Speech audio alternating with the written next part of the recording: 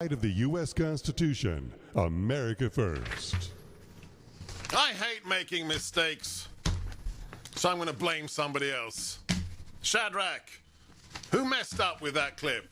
Was it Gorka because I didn't tell you we were going to use it, or was it you? No, it was 100% me. I will fall on my sword, Dr. G. So it wasn't Mr. G? Of course not. So you're apologizing to Mr. G? 100%. Do you accept that apology? Just nod. Ooh, he doesn't. Ooh, he shook his head. It's going to be. I'll see myself out. Anybody want to hop on the board? You know, they can take care of it. It's going to be arm wrestling in the break. We might actually have to televise it now that we're back on YouTube in the sin bin for a whole week because somebody dared to question the election. Congresswoman Marjorie Greene, who'll be back on the show today.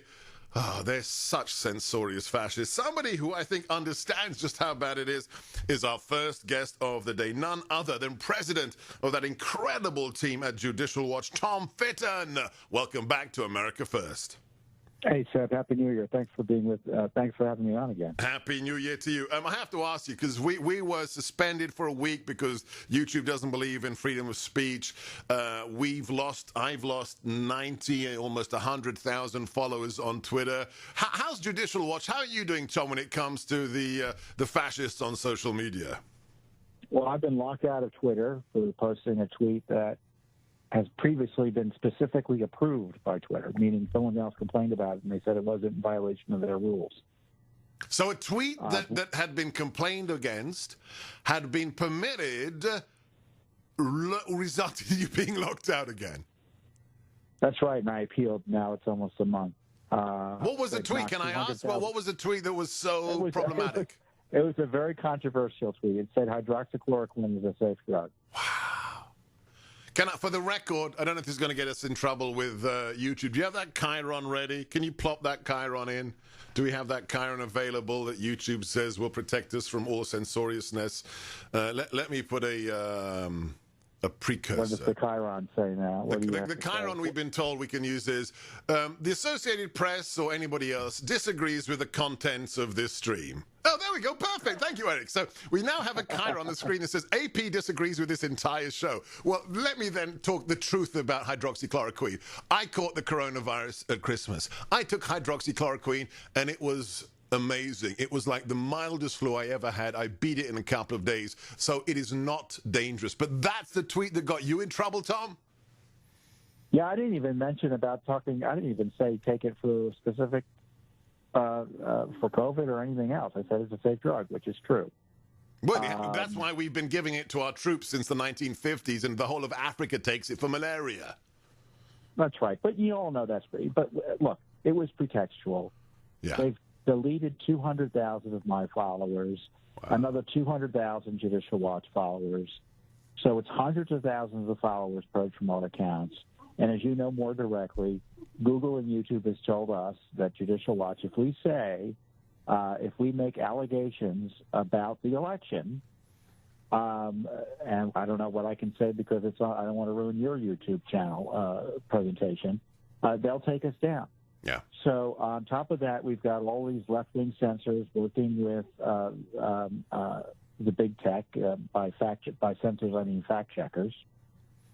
So it's dangerous times for the freedom of speech, and we not only fear being taken down from the platforms, but as you're seeing as a radio host, they don't believe there should be conservative talk radio. They want to take down Fox News, OANN, and Newsmax. They don't believe in free speech anywhere. Forget about the internet. They don't believe in free speech on principle. Especially if it's popular free speech. If it is, that's right. Right? If it's effective, if it reaches a lot. I mean, we've had people on CNN. We've had the chief security officer for Facebook say, Mr. Stamos, you've got to close down these people who have a lot of followers. Why is that, Tom? Well, because if they were winning, they wouldn't be using illegal methods to try to shut us down. And it's ironic you highlight that because there's a left-wing study out of New York by some academics. I've looked at the study. It's no study. It's a big opinion piece. But they say because conservatives are successful online, there's no censorship. Yeah, right.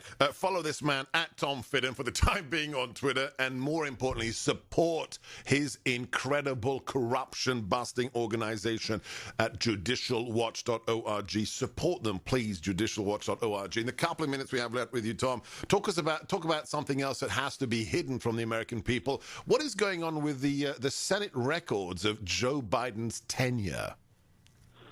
Well, they're circling the wagons up there in Delaware to protect them from being disclosed to the public. We're suing on behalf of the Daily Caller News Foundation in addition to ourselves, and the lower court didn't want to let us get the records.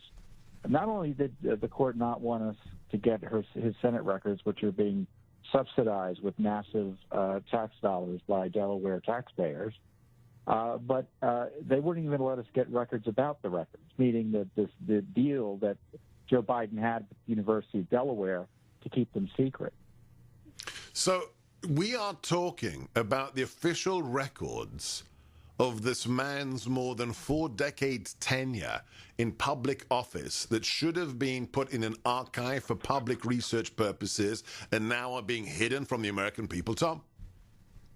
That's exactly right. 1,800 boxes of documents. So it's not a lot, but it's a lot, practically speaking, in terms of they probably would be very illustrative of what he was up to as a senator. Remember, he was accused of assault. He himself admitted to talking with foreign leaders as a senator, all of which would be very interesting. It was interesting when he was running for office. Now it's urgently interesting now that he's president of the United States and he's been installed in the Oval Office. Incredible. So you, on behalf or with the Daily Caller at Judicial Watch, you have launched a case in interests of getting those documents? Yeah, we had a lower court case. The lower court ruled in favor of the University of Delaware that's using gets $120 million from taxpayers, and the court said, well, no tax dollars are being used to run this Senate archiving process they have up there for Biden. So we're now appealing that. So we're not giving up. And, you know, you think it's only at the federal court level that there are issues. There are issues at the state courts as well in terms of the courts frankly, being unwilling to take on the establishment, but we're not. Well, you have a reputation for taking on the establishment, for getting to the bottom, more than any journalistic organization in the legacy media.